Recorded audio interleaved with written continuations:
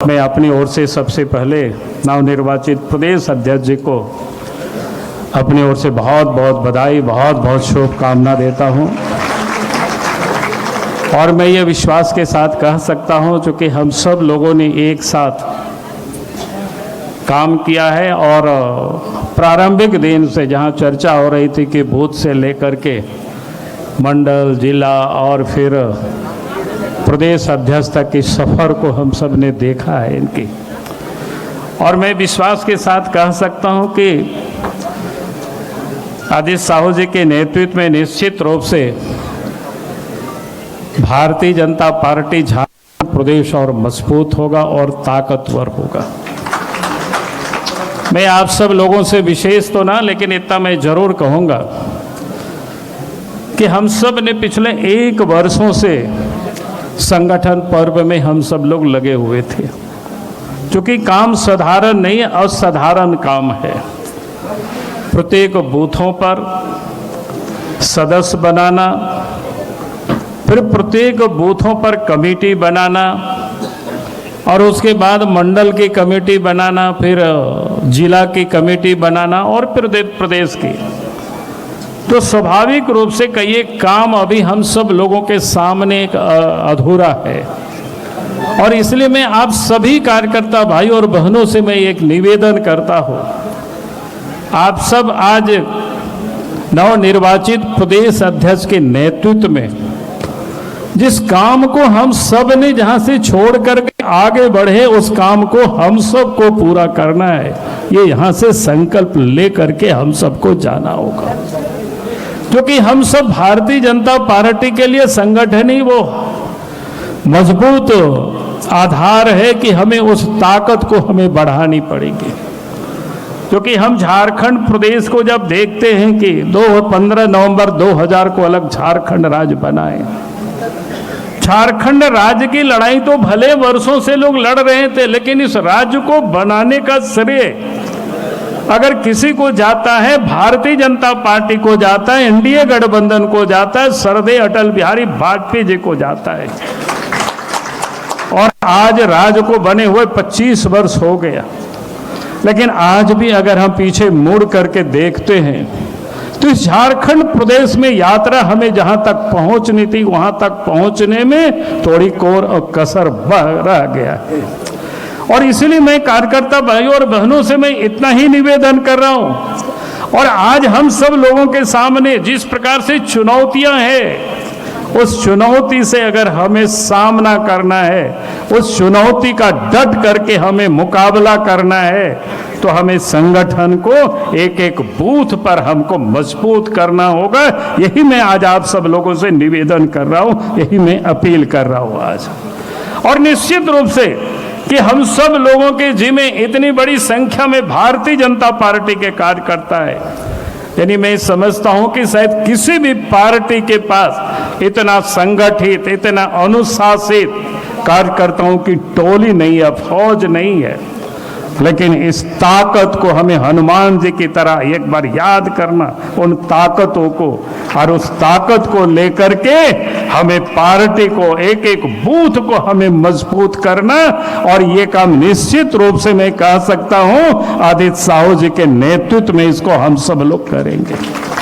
और मैं एक बात कह करके मैं समाप्त करूंगा। अभी 2-3 दिन पहले की घटना है, आप सबने देखा कि 10 दिन किस प्रकार से इस राज्य में अभी तुरंत रांची से जुड़ा हुआ एक तो बच्चों का अपहरण हुआ, किडनैपिंग हुआ, फिर बगल में खोटी में एक सोमा मुंडा की हत्या हुई। हमने देखा कि आदित्य साहू जी जितना चिंतित थे कि आप कल्पना नहीं कर सकते शब्दों में। हमसे इन्होंने कहा कि नहीं, हम चाहते हैं कि एसपी को लोग घेराव करें। हमने कहा कि बिल्कुल करना चाहिए। और ये गए भी, उनके परिवार से मिले, और हमने कहा कि जिला अध्यक्ष से, रांची के तीनों जिला अध्यक्ष से बात करके आप एसपी की घेराव करें, ताकि इसमें अब ताकत, मजबूती सरकार के ऊपर हमें दबाव डालना है। फिर हमें भी कहा कि एक बार आप खूंटी चले जाइए।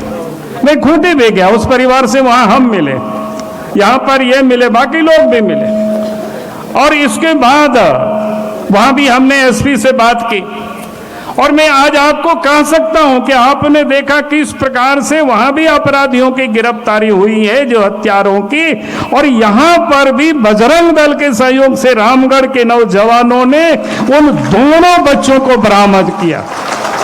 तो मैं ये कह सकता हूं कि अगर एक दिल में जब तड़प होता है, बेचैनी होती है, बल्कि इन्होंने तो यहां तक कहा था कि हमसे, चूंकि हम अध्यक्ष थे अभी से कुछ घंटा पहले तक, तो कल हमसे ये कह रहे थे कि भाई आप एक बार तो आदेश दीजिए कि हम लोग रांची बंद की कॉल करेंगे। तो हमने कहा कि एक दो दिन रुको, अभी क्या कहते हैं मकर संक्रांति भी है, कार्यकर्ता यहाँ आएंगे जाएंगे, हम लोग 2 दिन के बाद हम लोग इस काम को करेंगे। तो मैं ये कह रहा था कि ये जो समाज में घट रही घटनाओं के प्रति इनके दिल में जो दर्द है, लेकिन उस दर्द को हमें साथ देना, मजबूती देना, हम सब कार्यकर्ताओं का ये दायित्व बनता है, जिम्मेवारी बनता है, क्योंकि एक व्यक्ति से नहीं हो सकता है।